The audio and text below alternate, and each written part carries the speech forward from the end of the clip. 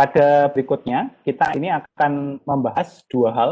Yang pertama adalah kita bisa bicara dulu tentang delivery model, dan kemudian yang kedua adalah essential karakteristik dari cloud computing. Nah, sebenarnya dua komponen ini yang nanti menjadi pegangan paling kuat ya ketika kita mau mengklasifikasi apakah pendekatan kita itu cloud computing apa tidak. Jadi saya akan share.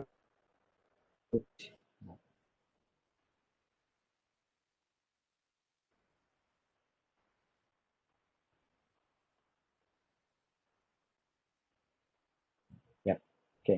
Nah, dalam konteks kita lihat cloud computing menjadi lebih detail ya, sebenarnya kita harus membahas dahulu ke delivery model ya. Nah, delivery model ini adalah bagaimana kita mengemas atau mempackage ya berbagai macam kemampuan yang dimiliki oleh cloud computing sehingga kemudian bisa dinikmati oleh usernya ya gitu. Dalam kategori ini memang yang paling general itu terbagi menjadi menjadi tiga model ya. Jadi yang pertama adalah disebut sebagai infrastruktur as services atau disebut sebagai IaaS. Kemudian ada yang disebut sebagai platform as services atau PaaS, dan kemudian yang terakhir adalah software as services. Nah, sebenarnya secara harfiah kata sudah bisa dijelaskan secara lebih mudah. Tapi hanya untuk meng-highlight bahwa kalau kita bicara mengenai infrastruktur as services, berarti kita tadi ya resource pool ya, resource komputasi dalam hal ini memori, prosesor, storage secara bersama-sama atau secara sendiri-sendiri menjadi layanan. Nah, jadi contoh gitu ya, saya punya di komputer itu punya sekian core prosesor, sekian terabyte storage, saya punya sekian gigabyte memori. Nah, saya bisa bikin satu enkapsulasi VM, satu enkapsulasi service begitu, yang terdiri dari katakanlah saya sebut aja service 1 yang terdiri dari 2 core prosesor, 4 GB memori dan 1 terabyte storage misalnya dengan spesifikasi untuk storage server misalnya semacam itu. Itu bisa. Nah, satu layanan ini nanti kemudian kita bundle, kemudian kita hadirkan, kita deliver ke internet, dan kemudian orang bisa langganan itu dan mendapatkannya. Nah, ini biasanya modelnya seperti kayak kita melakukan co-location di data center. Jadi ada layanan namanya co-location. Jadi kita menitipkan atau menyewa satu set komputasi fisik sebenarnya, tetapi yang itu bisa diakses secara service menjadi aplikasi semacam itu. Nah, kita nggak tahu si penyedia data center itu apakah menyediakan benar-benar satu rak atau satu tower server, atau sebenarnya tadi VM itu no problem. Yang penting kita melihat, kita bisa seolah-olah di hadapan kita bisa melihat kita punya satu server utuh semacam itu. Itu cara pertama dari infrastruktur as services. Atau cara yang kedua adalah kita hanya mendapatkan resource saja. Jadi yang kita pinjam atau kita sewa itu bukan servernya, tetapi resource-nya. Saya butuh misalnya butuh 8 core prosesor, kemudian butuh 16 GB memori. Itu bisa. Storage-nya ada di lokal atau di storage yang lain. Jadi bisa kita kayak puzzle itu, copot-copot gitu. Nah, dalam konteks ini kalau layanannya berbentuk semacam itu berarti adalah infrastruktur as services. Atau dengan kata lain berarti semua resource komputasi itu dibungkus menjadi services. Nah, itu namanya infrastruktur as services. Ya. Nah, kemudian ini terjadi karena adanya teknologi yang kemarin sempat kita singgung, nanti kita bahas lebih dalam ya, yaitu virtualisasi. Nah, kemudian ada yang namanya platform as services. Nah, platform as services agak berbeda karena biasanya platform as services ini digunakan mostly untuk menyediakan lingkungan pengembangan sistem atau aplikasi yang lebih produktif. Nah, misalnya tadi sampaikan Mas Prabowo misalnya terkait dengan GitLab, GitHub, Google Colab atau yang lain yang sejenisnya. Nah, itu biasanya adalah disebut sebagai platform as services. Jadi kita menyediakan semacam apa namanya development environment di dalam menggunakan cloud facilities. Nah, itu bisa dilakukan. Tentu saja di belakang platform as services itu ada infrastrukturnya juga kan gitu. Ada infrastruktur as services. Jadi semacam itu.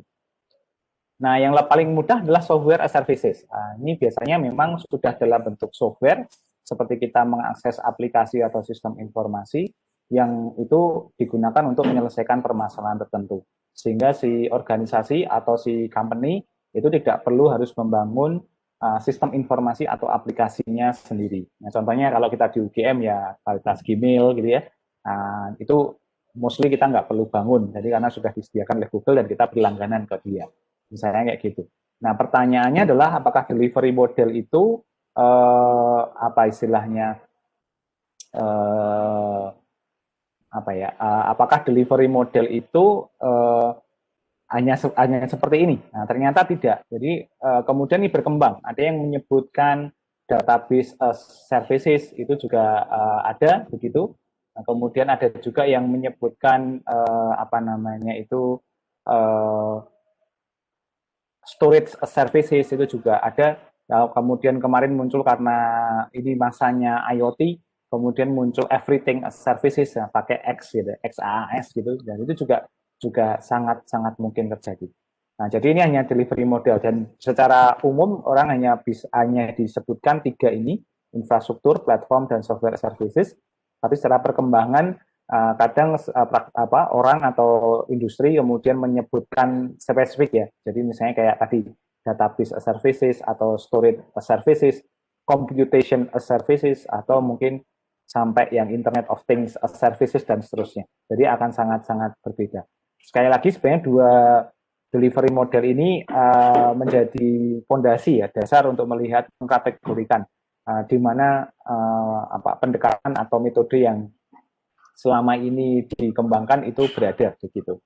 Nah, tentu saja semua delivery model ini harus memenuhi 5 karakteristik esensial dari cloud computing ya. Nah, dari kelima kategori ini kita akan coba bahas satu persatu. Nah, yang pertama adalah on-demand self-service. Nah, yang dimaksud dengan on-demand self-service adalah user yang tadi menggunakan layanan cloud computing itu punya kemampuan untuk menentukan kebutuhannya sendiri. Jadi misalnya ketika kita membutuhkan storage ya, misalnya saya ingin melakukan komputasi AI gitu. Nah, kebetulan saya butuh nih GPU core-nya pakai GPU misalnya gitu ya, kemudian memorinya berapa, storage yang dipakai berapa. Saya tinggal menentukan berapa angkanya, dan kemudian secara serta-merta layanan cloud nanti membuild virtual mesin yang terdiri dari spesifikasi yang diinginkan secara langsung, secara by system, by aplikasi, tanpa harus ada intervensi manusia untuk misalnya sebentar ini saya harus upgrade dulu, saya harus nambah memori dulu, saya harus nambah prosesornya dulu, bukan semacam itu. Jadi bisa sangat direct begitu ya.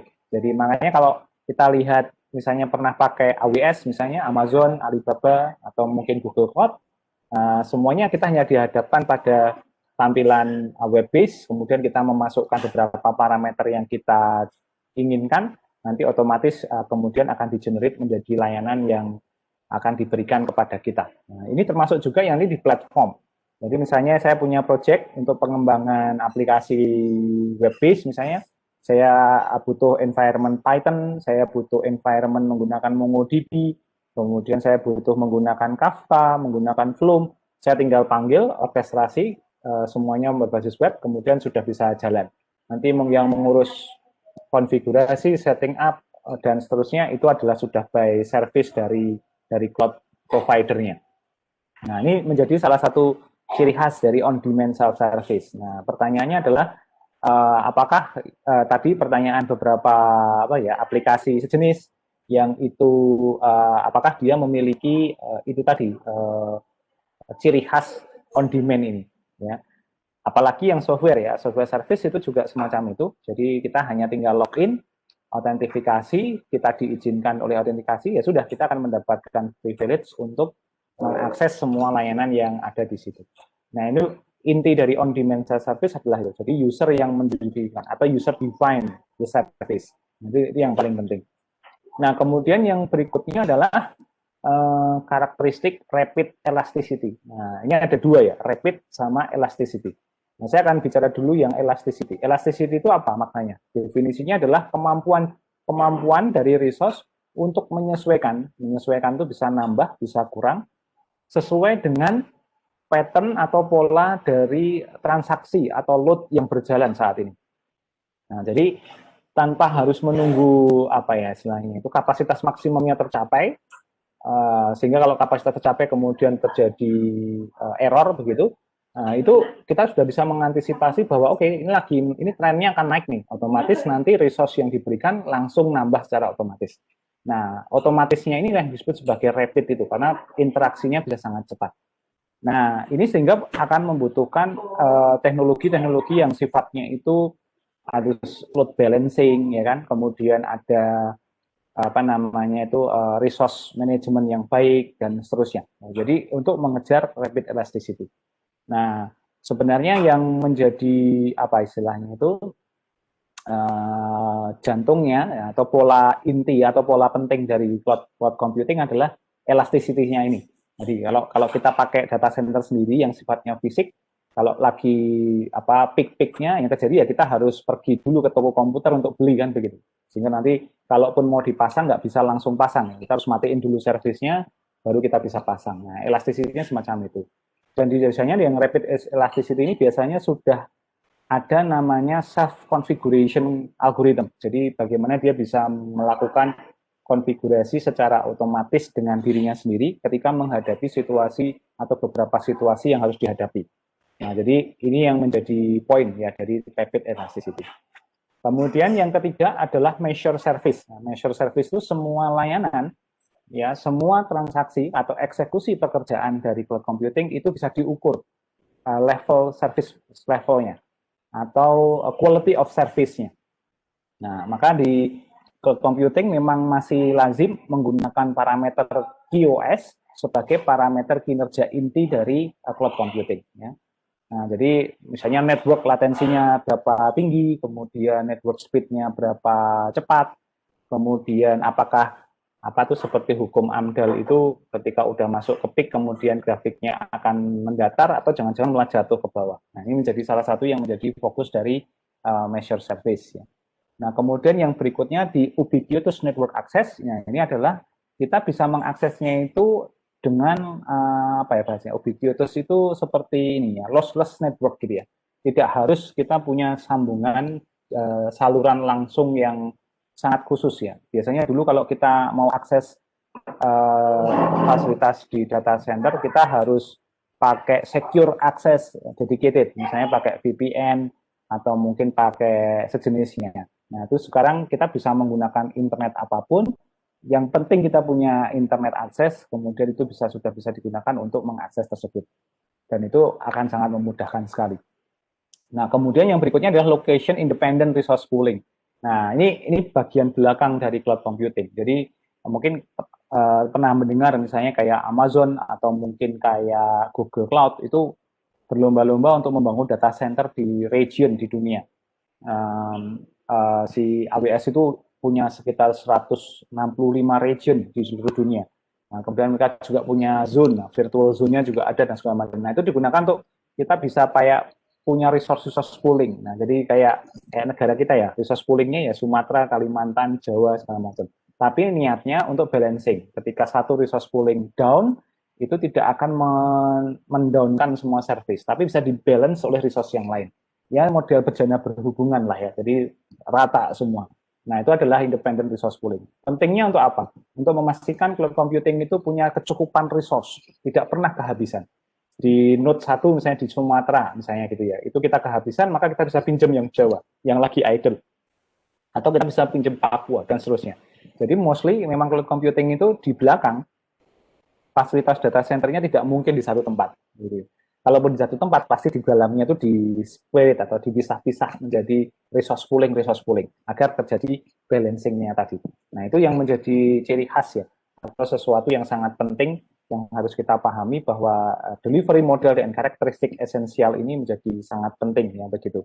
Ini sebenarnya dua ini yang membedakan apa namanya teknologi sejenis ya, mau pakai cluster, pakai grid dan lain sebagainya. Karena misalnya kita bicara cluster atau grid, dia nggak punya nih 5 karakter esensial ini, apalagi delivery modelnya. Tapi kalau private, public, menurut saya itu tinggal masalah akses ya, jadi semacam itu. Nah ini yang membedakan. Jadi sekali lagi di konteks dari kita membahas ciri khas dari cloud computing ini adalah harus memenuhi minimal delivery model dan esensial karakteristik ini. Nah, itu kira-kira penjelasan dari sisi apa namanya karakteristiknya.